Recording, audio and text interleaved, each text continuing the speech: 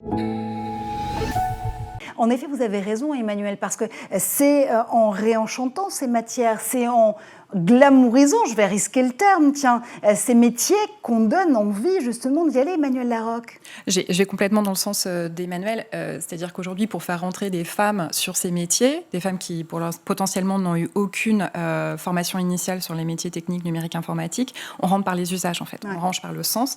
Je pense que le sens, en fait, on peut le proposer à des jeunes filles très jeunes, on peut expliquer comment cet abécédaire du code, elles vont pouvoir l'exploiter après pour créer des jeux, pour créer des choses qui vont leur parler au quotidien.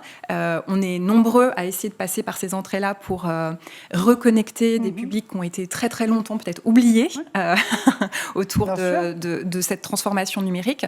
Donc je peux aller que dans ce sens-là. Je pense qu'il y a un sujet qu'on doit quand même adresser, c'est quand aujourd'hui, avec cette réforme des mathématiques, on commence à se poser la question, mais au final, qu'est-ce qui fait qu'avant, elles choisissaient à 40% les filières du bac scientifique, aujourd'hui, elles ne vont pas aller vers les options mathématiques, scientifiques et autres. Et on se rend compte quand même que leur première crainte, c'est l'échec.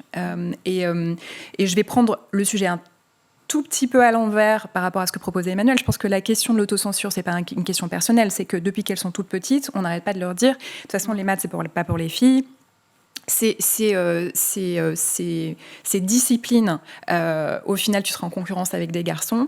Et à partir du moment où on recrée cette espèce de polarité entre filles, garçons et compétences, où on va dire aux petites filles, tu seras mieux sur tout ce qui est autour du care, du social, du lien, de l'intérieur, et on va dire du sens, et que les petits garçons, on va leur proposer d'autres choses, vers l'extérieur, vers la promotion, vers le leadership. Elles ont quand même ça inscrit dans leur tête. Donc, il faut adresser à la fois une proximité entre le monde de l'entreprise, les usages et l'éducation. Et je pense que l'éducation nationale commence à se poser beaucoup de questions là-dessus. Il y a beaucoup d'innovations qui sont faites. Je vous invite à regarder le travail formidable des territoires numériques éducatifs.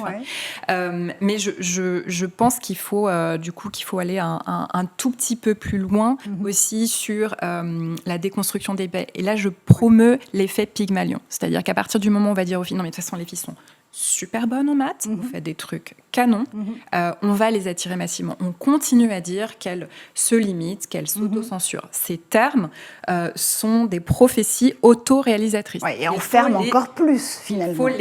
Il faut vraiment les retirer de notre vocabulaire. Il faut aller proactivement parler aux femmes en disant voilà ce que vous avez historiquement construit et ce à quoi les femmes ont contribué dans les sens. On a besoin de vous. Voilà. Et à partir du moment où on dira qu'elles sont bonnes et qu'on a besoin d'elles, il n'y aura plus de problème.